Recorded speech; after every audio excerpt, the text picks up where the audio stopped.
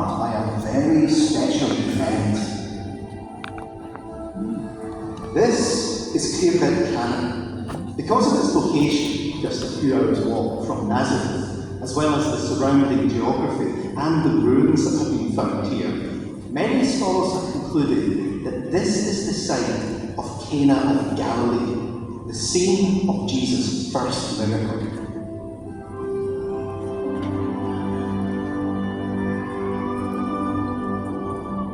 Cana and Nazareth were in what was known as Lower Galilee, which was less rugged than the mountainous Upper Galilee.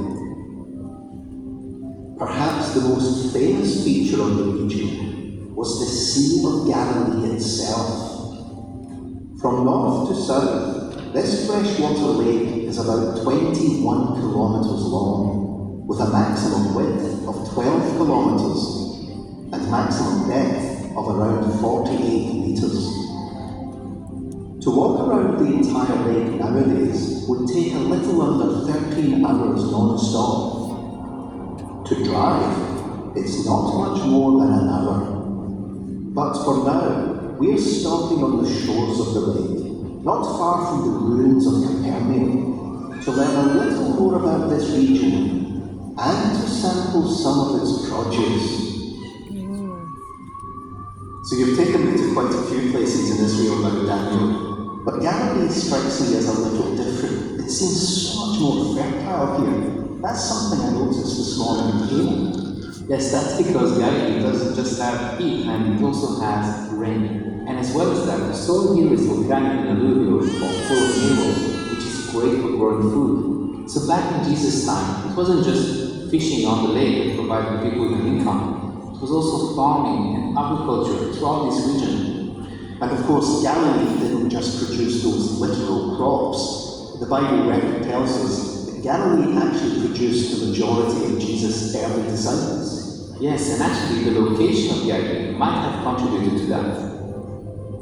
You see, for centuries this district was encircled by Greek-speaking non-Jewish city-states. As a result, it developed a different cultural identity than Judea.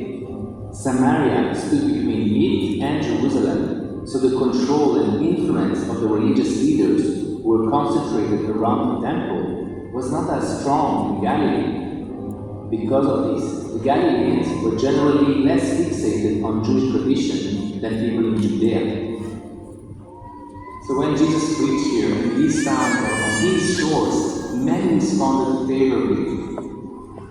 I love the thought of Jesus being out there on these waters, teaching people from a boat, even using the natural landscape to amplify his voice. Yes, you remember, there was a Watchtower article about it in the 1980s. It described how two researchers conducted an acoustic experiment on a cove just a bit further down the shore. By simply bursting balloons in different locations and recording the sound, their measurements confirmed that if a speaker stood in the center of the cove, his volume would be louder and clearer than if he stood on the actual shoreline.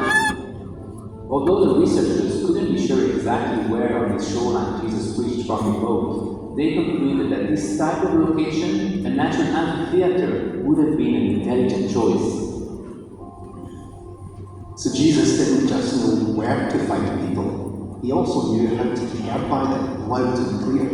Yes, that's amazing. It's of note that at least 11 of Jesus' apostles came from Galilee. And when Holy Spirit was poured out in 33 CE, all 120 in attendance were Galileans. Far more than a land of fertile soil, Galilee was a land of fertile hearts. That's what mattered the most to Jehovah and to Jesus. And it still does today.